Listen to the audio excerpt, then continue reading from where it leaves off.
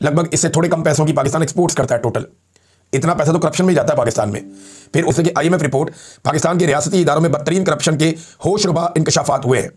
इसमें लिखा है कि IMF रिपोर्ट, पाकिस्तान में बदतरीन करप्शन बेनकाब। आसिम मुनीर तारीख का जालिम तरीन डिक्टेटर और एक जहनी मरीज है। आसिम मुनीर अपनी कुर्सी की हवस में कुछ भी कर सकता है। SIFC, ये आर्मी चीफ आसिम मुनीर का एक बड़ा शाकार इदारा, और इसकी कानूनी हैसियत और इस पर जवाबदेही के मैकेनिज्म की अदम मौजूदगी पर कड़ी तनकीद की है IMF ने। IMF का वफद 11 फरवरी 2025 को सुप्रीम कोर्ट ऑफ पाकिस्तान में गया। हाइलाइट्स आप लोगों ने देख लिए, पूरा वीडियो 30 सेकंड बाद देखिए। दोस्तों, आप लोगों को पता है कि इमरान रियाज अपने मुल्क से बाहर है और वो जो भी सच उनके सामने आता है तो वो खुलकर बता देते हैं। इसकी वजह से एस्टेब्लिशमेंट, पाकिस्तानी गवर्नमेंट बहुत परेशान है। उनको संभालना मुश्किल है क्योंकि वो पाकिस्तान में भी नहीं है और वो सच भी बोलते हैं। तो इमरान रियाज ने आज की व्लॉग में दिल दिला देने वाले इंकशाफात किए हैं, हैरान कर देने वाले इंकशाफात किए हैं। तो आप पूरा वीडियो देखिए और उनके इंकशाफात देखिए, उन्होंने क्या बताया है पाकिस्तान गवर्नमेंट के बारे में। आप भी हैरान हो जाओगे। पूरा वीडियो देखिए, लेकिन वीडियो देखने से पहले आप चैनल को जरूर सब्सक्राइब करें और वीडियो को लाइक करें ताकि हमारी आवाज और लोगों तक भी पहुंचे और आपको भी नई वीडियो का नोटिफिकेशन मिले। तो चलो चलते हैं और पूरा वीडियो देखते हैं। आर्टिकल छप गया, इससे पहले एक आर्टिकल इससे मिलता जुलता फाइनेंशियल टाइम्स में भी छपा था पाकिस्तान के हवाले से। ऐसी ही खबरें लगातार आ रही हैं। अब ब्लूमबर्ग ने अपनी ताज़ा तरीन एक स्टोरी लिखी है और उसमें उन्होंने एक नए पहलू से पाकिस्तान की मौजूदा सूरत हाल के ऊपर खुली चीज़ें सामने रख दी हैं। वो ये कहते हैं कि पाकिस्तान में जो पहले खुली फौजी बगावत हो जाती थी या कोई मार्शल लॉ लग जाता था, अब वो अब नहीं है। अब पाकिस्तान में एक नए तरीके से एक नरम और छुपी हुई फौजी कब्जे की कोशिश की जा रही है। गुज़िश्ता चंद सालों में एस्टेब्लिशमेंट ने सियासत, मईशत और इदारों पर अपना गलबा काफ़ी हद तक मजबूत किया है और वो उन पर कब्जा करते जा रहे हैं। और ये जो मौजूदा आईनी तरमीम है, ये उसी सिलसिले की एक कड़ी है। आर्मी चीफ जनरल आसिम ने इजाफी इख्तियारात हासिल कर लिए हैं और शहरी क़यादत से लेके आला मुकाम, और यानी उन्होंने अपने लिए एक वो भी हासिल कर लिया है, किसी किस्म की उनकी परसिक्यूशन नहीं हो सकती, उनको इम्यूनिटी भी मिल गई है, यानी इस्तिस्ना भी उन्होंने हासिल कर दिया उम्र भर के लिए। अखबार ये बताता है कि पाकिस्तान को जो फ़ौज को वापस पाकिस्तान के अंदर एक बहुत भरपूर ताकत मिल रही है और फ़ौज जो कुर्सी के ऊपर बैठ रही है, इससे पाकिस्तान को मुस्तकबिल में शदीद पछताना पड़ेगा, क्योंकि ये ना सिर्फ जमहूरियत को ख़त्म कर देगा पाकिस्तान में, बल्कि मुल्क की माशी इस्तेहकाम और समाजी तरक्की को भी बुरी तरह खतरे में डाल देगा। फिर मैंने बताया पाकिस्तान में हमेशा से फ़ौज ही तगड़ी रही है और माजी में कुछ ऐसी दहाइयाँ नहीं जिनमें ख़ासतौर पर फ़ौजी हुक्मरान ही यहाँ पे हुकूमत करते रहे हैं, लेकिन बहुत सारे वाक़यात ऐसे हुए जहाँ पे फ़ौजियों ने कुछ नाकाम मुहिम्मात चलाई, फ़ौजी डिक्टेटरों ने या जर्नैलों ने।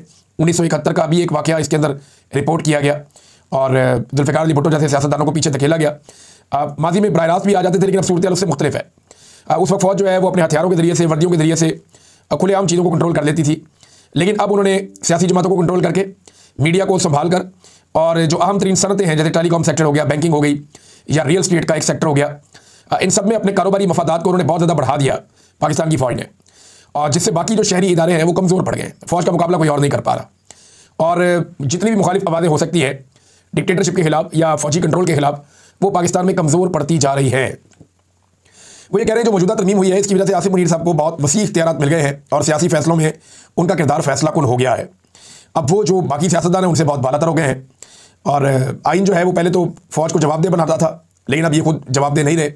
और साथ ही उन्होंने ये भी बताया, ये जो आर्टिकल है इसके अंदर जो लिखने वाले हैं वो ये भी कह रहे हैं कि 1970 की दहाई में पाकिस्तान जिस तबाही का शिकार हुआ था मिलिट्री डिक्टेटरशिप के नतीजे में, फ़ौजी गलबे के नतीजे में, पाकिस्तान उसी तबाही की तरफ आगे बढ़ता जा रहा है। IMF का बोझ भी बढ़ रहा है और इसकी वजह वो ये बताते हैं कि जो मिलिट्री एस्टेब्लिशमेंट है वो कौमी मफादात की बजाय अपने ज़ाती मफादात को तरजीह देते हैं, यानी अपने मफादात को ज़्यादा तरजीह देते हैं एस्टेब्लिशमेंट के लोग, बजाय इसके कि वो कौम के मफाद को तरजीह दें। और फिर इसी आर्टिकल में लिखा गया कौम अगर खड़ी ना हुई, आवाम इसके खिलाफ खड़ी ना हुई, तो पाकिस्तान माजी की गलतियों को दोहराकर मुस्तकिल तौर पर अदम इस्तेहकाम का शिकार हो जाएगा। इससे पहले ऐसा ही एक आर्टिकल जो है वो छपा था फाइनेंशियल टाइम में भी, दीगर कई और जगहों पे इस तरह की वार्निंग पाकिस्तान के बारे में जारी की जा रही है। जो कुछ पाकिस्तान में इस वक्त पाकिस्तान की मिलिट्री एस्टेब्लिशमेंट खासतौर पे आसिम मुनीर साहब कर रहे हैं। यहाँ नाज़रीन, पाकिस्तान तहरीक इंसाफ ने IMF के हवाले से जो रिपोर्ट आई उसमें अपना एक बयान जारी किया है। तहरीक इंसाफ बहुत सख्त बयान जारी कर रही है। ये PTI का ऑफिशियल ट्विटर हैंडल है या एक्स का हैंडल है, वहाँ से ये उन्होंने पोस्ट किया एक मवाद। इसमें लिखा है कि IMF रिपोर्ट, पाकिस्तान में बदतरीन करप्शन बेनकाब। आसिम मुनीर तारीख का जालिम तरीन डिक्टेटर और एक जहनी मरीज है। आसिम मुनीर अपनी कुर्सी की हवस में कुछ भी कर सकता है। ये इमरान खान साहब का स्टेटमेंट है जो उन्होंने बाकायदा जेल के अंदर से दिया था और ये स्टेटमेंट बाकायदा उनके अपने एक्स हैंडल से शाया भी किया गया था। अब इसमें बताया जा रहा है पाकिस्तान तहरीक इंसाफ की जानिब से कि IMF रिपोर्ट, पाकिस्तान के रियासती इदारों में बदतरीन करप्शन के होशरुबा इंकशाफात हुए हैं। GDP का 6.5% करप्शन की नज़र हो जाता है और ये कितना पैसा है? ये लगभग कोई $25 अरब है। ये इतना पैसा है जितना पाकिस्तान लगभग इससे थोड़े कम पैसों की पाकिस्तान एक्सपोर्ट्स करता है टोटल। इतना पैसा तो करप्शन में ही जाता है पाकिस्तान में। फिर उसके बाद जीडीपी की जो ग्रोथ है वो माली करप्शन की वजह से 2.5% रहेगी, जो इमरान खान साहब के दौर में 2 साल तक लगातार 6% पे तरक्की कर रही थी। फिर SIFC, ये आर्मी चीफ आसिम मुनीर का एक बड़ा शाकार इदारा, और इसकी कानूनी हैसियत और इस पर जवाबदेही के मैकेनिज्म की अदम मौजूदगी पर कड़ी तनकीद की है IMF ने, और उन्होंने कहा शफाफियत के लिए फौरी तौर पर इसकी सालाना रिपोर्ट जारी की जाए। अरबों रुपए के ठेकों में उन्होंने कहा शफाफियत लाई जाए और जो है वो टेंडरिंग की जाए, यानी इलेक्ट्रॉनिक टेंडरिंग की जाए ताकि पता चले सबको, उसमें शफाफियत आनी चाहिए और पार्लिमानी निगरानी लाजमी करार दी जाए। टैक्स और अदालती निज़ाम में इस्लाहात का मुतालबा। अच्छा, अदालती निज़ाम के बारे में आपको एक बात और याद दिलाता हूँ। आपको याद होगा IMF का वफद 11 फरवरी 2025 को सुप्रीम कोर्ट ऑफ पाकिस्तान भी गया था। IMF का वफद, आपको याद होगा मैंने आपसे कहा था कि उस दौर में कि ये हालात आ गए हैं कि पाकिस्तान की अदलिया के साथ IMF का वफद मीटिंग करता फिर रहा। IMF अब पूरी निगरानी कर रहा था, एक एक महकमे में गया, एक एक जगह उन्होंने देखी, उन्होंने ID तरमीम का भी जायजा लिया, उन्होंने चेक किया कि पाकिस्तान के साथ ये करने क्या वाले हैं एस्टेब्लिशमेंट वाले। जब उन्होंने सारा कुछ चेक किया तो एक रिपोर्ट उन्होंने बना के दे दी। उन्होंने कहा जी ये रिपोर्ट हमने बना दी है, ये आपके अंदर कमियां कुताई हैं, ये काम आप करेंगे तो आप बच जाएंगे वरना आपका बेड़ा गर्क हो जाएगा। पाकिस्तान की हुकूमत ने वो रिपोर्ट ही छुपा के रख ली, वो रिपोर्ट पब्लिक ही नहीं करते थे। IMF कह रहा पब्लिक करो, ये पब्लिक नहीं कर रहे। फिर IMF ने कहा जी पैसे चाहिए ने, $1.2 अरब का रुका हुआ मामला। इन्होंने कहा जी पैसे तो चाहिए, उन्होंने कहा पहले रिपोर्ट पब्लिक करो।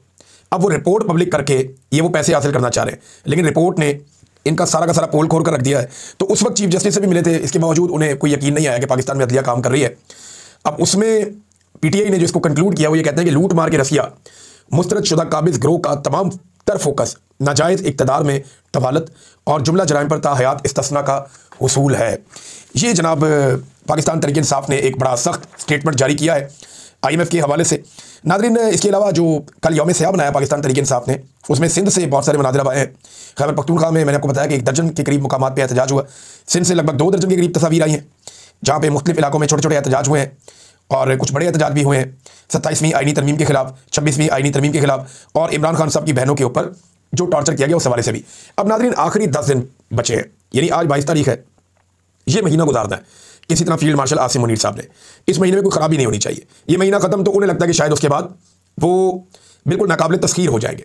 नाकाबिल तस्खीर तो कुछ भी नहीं होता, अल्लाह रब्बुल इज़्ज़त की ज़ात है, सारी ताकत तो उसके पास है और किसी के पास नहीं है। जितने भी डिक्टेटर रहे वो जब मुतमईन हो गए तब उन्हें डंडा पड़ा कुदरत का। तो अब सूरत हाल ये है कि पंजाब में बड़े पैमाने पर कारकुनों की पकड़ धकड़ जारी है। पाकिस्तान तहरीक इंसाफ के कारकुन गिरफ्तार किए जा रहे हैं, किसी और सियासी जमात के कारकुन गिरफ्तार नहीं हो रहे और 3 MPO के तहत इन्हें कैद भी किया जा रहा है 10-10 दिन के लिए। और ये कुछ 10 दिन वाले जो पेपर हैं ये अब सोशल मीडिया पर गर्दिश भी कर रहे हैं। इसमें जो है इंफॉर्मेशन सेक्रेटरी पाकिस्तान तहरीक इंसाफ के शेख वकास अकरम, उन्होंने भी कुछ पेपर जारी किए हैं कि 10-10 दिन के लिए अब ये पाकिस्तान तहरीक इंसाफ के कारकुनों को कैद किया जा रहा है जेलों में 3 MPO के तहत।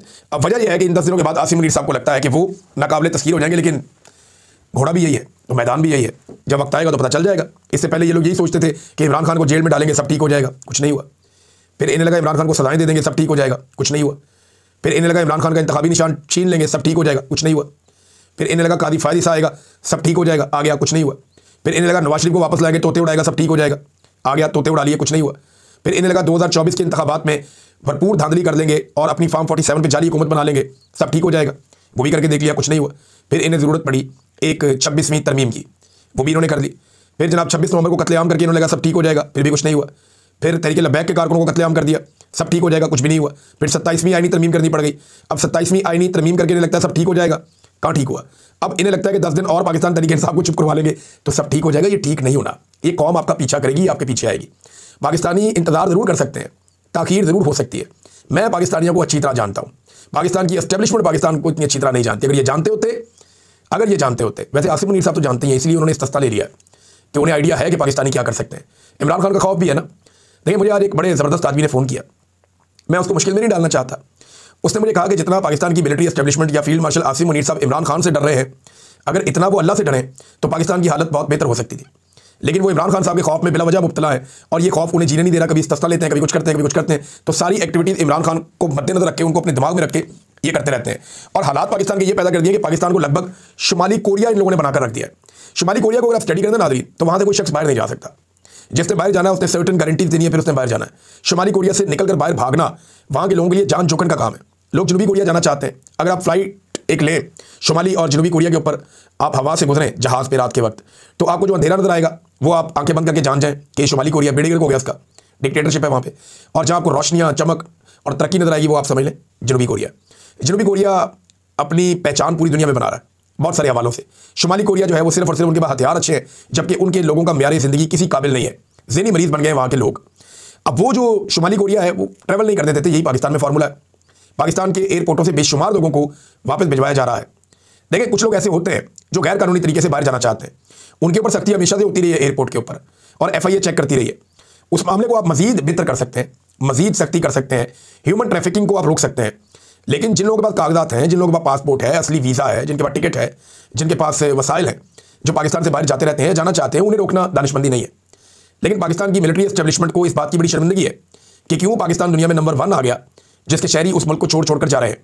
इसकी इन्हें बड़ी तकलीफ हुई है। पहले ये कहते थे ब्रेन गेन हो रहा है, आसिम मुनीर साहब ने खुद कहा था कि ये ब्रेन गेन है। ये वही वक्त है जब आसिम मुनीर साहब ने ये भी कहा था कि फॉरवर्डेड एज रिसीव्ड, ये भी उन्होंने उसी वक्त बात की थी, इसका बड़ा मीम बन गया था बाद में। लेकिन उन्होंने कहा कि ब्रेन गेन हो रहा है, और अब उस ब्रेन ड्रेन को रोकने की कोशिश कर रहे हैं। ऐसे नहीं रुकना, पॉलिसियों से रुकना है। लोग पाकिस्तान नौकरियां करने आ सकते हैं अगर आप पाकिस्तान को सही ट्रैक पे चला दें तो। पाकिस्तानी पाकिस्तान से बाहर नहीं जाना चाहते, पाकिस्तान में रहना चाहते हैं, अगर उन्हें पाकिस्तान में वसाइल मिले तो। नादरीन, एक और बड़ी खौफनाक खबर है, ये काफ़ी दिनों से चल रही थी, अब दोबारा सामने आ गई है, मैं आपके सामने रखता हूँ कि पश्तून तहफ़्फ़ुज़ मूवमेंट के 6 कारकुन जो लापता हो गए थे। ये वो कारकुनान हैं, जब आपको याद होगा ये आए थे एक जगह में, उसके बाद इनके कारकुन लापता कर दिए गए थे। तो 6 कारकुन पेशावर से लापता हुए, इनके बारे में अभी तक कुछ पता नहीं चल रहा। वज़ीर आला खैबर पख्तूनख्वा ने इसका सख्त नोटिस लिया था, सख्त रद्दअमल भी दिया था, और उन्होंने वार्निंग भी दी थी, लेकिन उनकी वार्निंग का कोई फ़ायदा नहीं हुआ और ना कोई एक्शन हुआ उसके बाद। अब पता यह करना चाहिए कि ये जो 6 कारकुन पश्तून तहफ़्फ़ुज़ मूवमेंट के उठाए गए, ये तो आए थे जरगे के चक्कर में। अब इनके जो लोग उठाए गए, 2 लोग तो जरगे में भी आए थे इनके। अब ये लोग जो उठाए गए हैं, इनके हवाले से क्या कोई मुकदमा दर्ज किया गया, क्या कोई तफ्तीश की गई,